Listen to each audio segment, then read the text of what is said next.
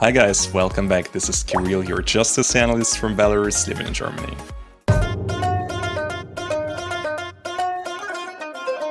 Today it's time to talk about the Balkan Powerhouse, which is Serbia.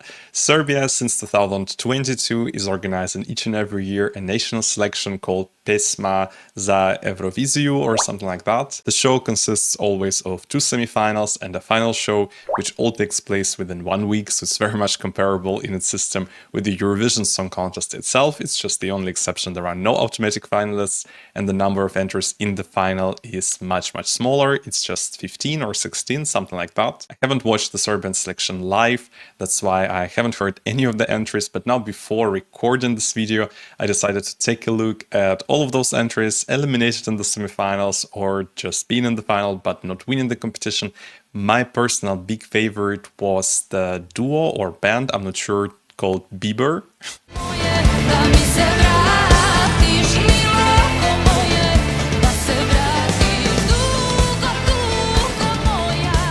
I think the song was absolutely amazing. It's so folky, tradition inspired, but also still kind of like a bop and sounds modern. So just exactly what Eurovision needs. But in any case, there was another big favorite who got the highest amount of points from the televote in the final. And this is our lady from the Junior Eurovision, Bojana.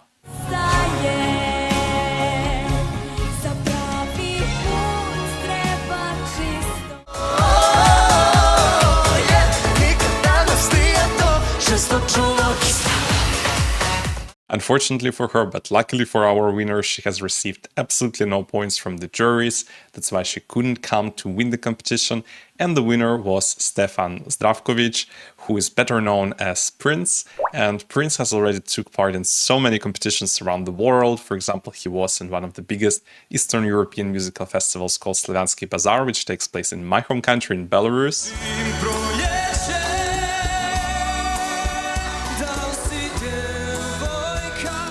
Or Princ has also tried his luck in The Voice of Bulgaria, where he was in the top 12.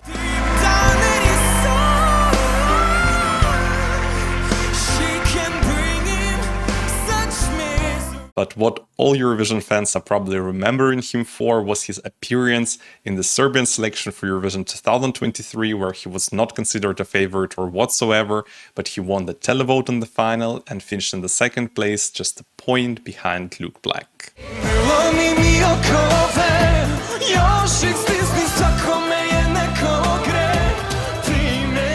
I actually absolutely loved that song, Istoka. I think he would have been a great representative of Serbia in the Eurovision Song Contest, but well, this year he is back. I don't know if the song is as good as that one, but what I definitely know for sure is that the composer and the producer are absolutely the same, so I'm really hoping for a very similar vibe to that song.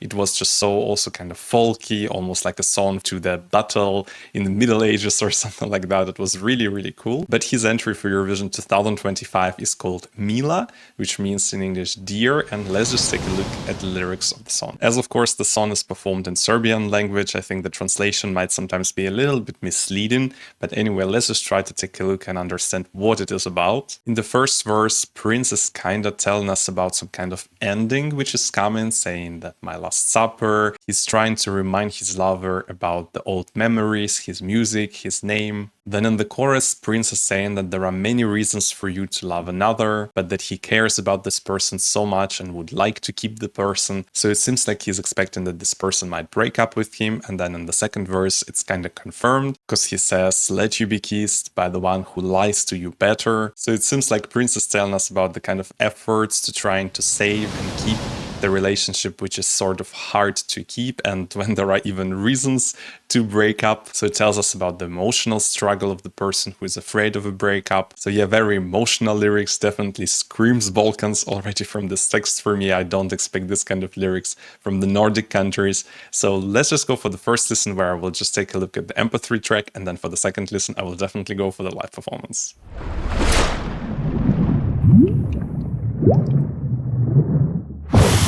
Please be good. I really would like to root for Serbia again. Oh, this sounds so Balkan. Beautiful. This beginning reminds me so much of like some old Balkan ballads from Eurovision Song Contest. It could be easily a song of Željko Joksimović.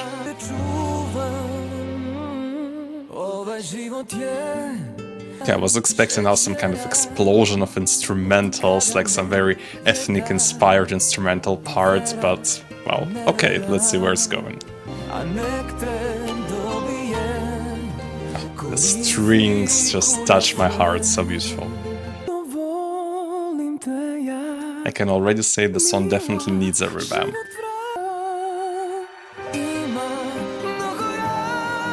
His voice is just excellent, such an experienced professional. Again, why no powerful instrumental? It would be such a beautiful addition here. This part sounds kinda dated. Here we definitely need a revamp. Powerful last chorus, but still lacks a little bit of something. Seems like it will be quite a theatrical performance. Okay, the end came quite unexpected, I would say. You know, from the most recent Eurovision entries, I would say it gives me kind of the vibes of Damir Kedjo from Croatia.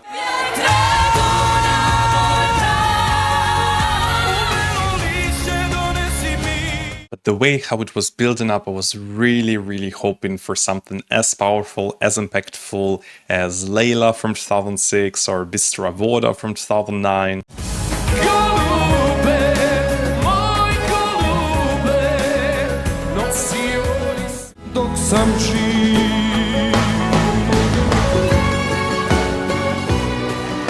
Let's just be clear and quite straightforward here. The song itself is gorgeous. The melody in the chorus is very beautiful. I think it has a potential, but it just craves for a revamp. I think the version which I have heard now definitely sounds like a good demo version of the song, but definitely not something ready for Eurovision. But they still have a lot of time, and I think Serbia usually has quite good experience in amplifying the songs for the Eurovision Song Contest. So I'm staying very positive, but now let's take a look at the live performance from the national selection. So it's Mila by Princ, my second listen, live performance.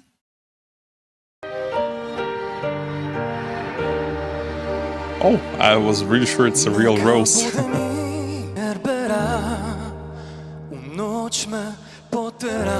The magnificent visual, wow, this looks really beautiful. Maybe you remember some artists were already utilizing this theme of the moon in the background in the Eurovision Song Contest, for example, Blas Canto from Spain, but it never looked as impactful as this appearance.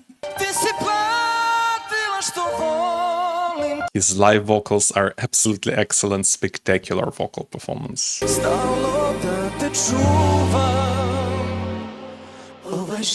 Well, I think here, before he starts into the second verse, an instrumental break is absolutely necessary, using all these possible Balkan instruments with strings and so on. So this is what this song really needs.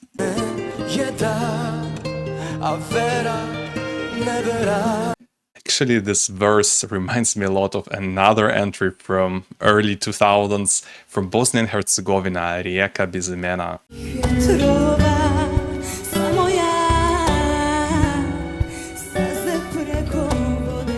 This is what I definitely love about this entry by Princ, because it awakens so many beautiful memories from the past.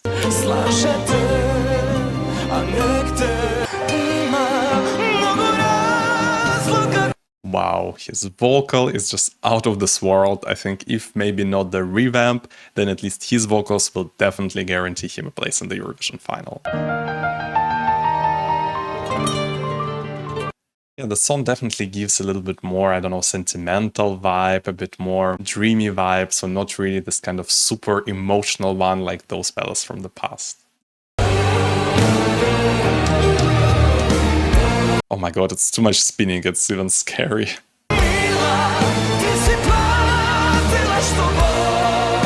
Well, this last chorus screams that we will see Princ in the Eurovision final. It's just with the revamp it can go much higher.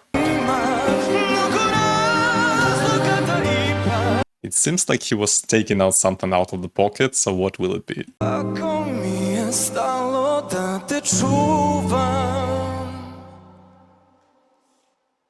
And okay, it's probably the same rose which he had in the beginning of the song. So what is the first thing which comes to my mind after watching this live performance and listening to the MP3 track? Wasted potential.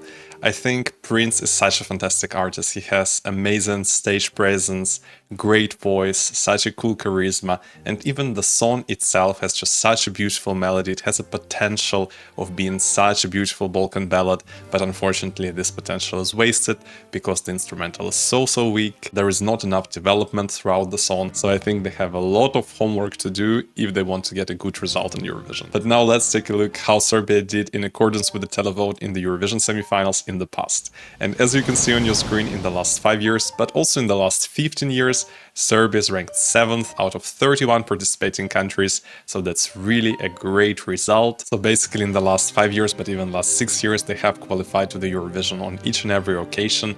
Many times I have to say they were kind of borderline 10th place, 9th place, 8th place, so it's not like they were a very safe qualifier, but in general it has kind of shown that even if the song is not something that is very much hyped by the televoters, they still managed to qualify, even based on their diaspora votes, which they get from the ex-Yugoslavian countries' expats.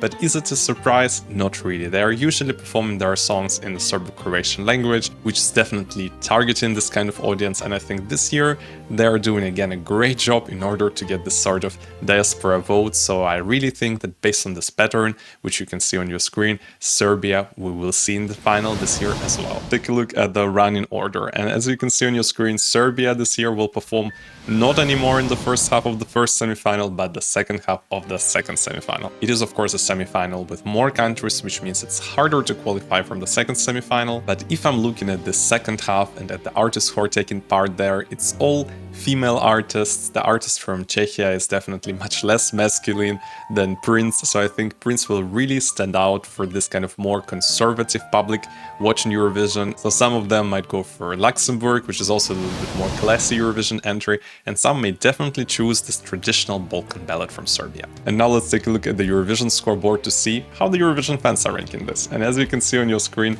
Serbia at the time of filming of this video is ranked 26th out of 26 selected entries, and actually they're quite far even from the 25th place. Interestingly, all the last 4 spots in the Eurovision scoreboard are currently occupied by our 4 ex-Yugoslavian participating countries, so Slovenia, Montenegro, Croatia and Serbia, something like this, which means if one of these 4 countries will bring an absolutely outstanding staging, then all the diaspora votes in the final can go to this country, and if I have to choose between these 4, I think I would bet on Serbia.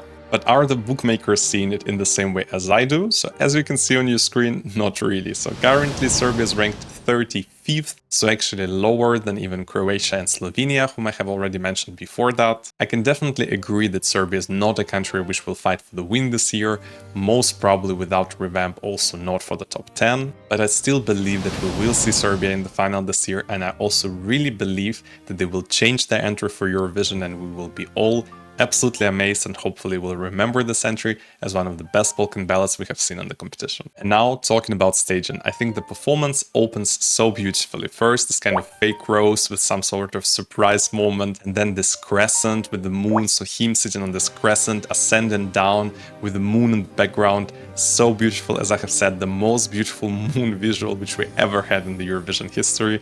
And then nothing really happens. At some point of time, the spinning lady appears, but then for me personally, it's even too much spinning. I think it doesn't really feed to the performance so much. What I would wish for the song is maybe going for a vibe of Bosnia and Herzegovina 2006, when there were musicians, instrumentalists sitting on the stage in a kind of cozy atmosphere next to the singer, and all singing their soul out, playing their soul out. It was such a magnificent performance, and I think Serbia should try to go for this kind of vibe, especially after they do a revamp. So that's what I have thought about the entry by Princ. I think Serbia has enough time before Eurovision to improve this entry. I really hope we will all remember it for being the biggest grower of the year. But please let me know down below in the comments which entry have you supported in the Serbian selection.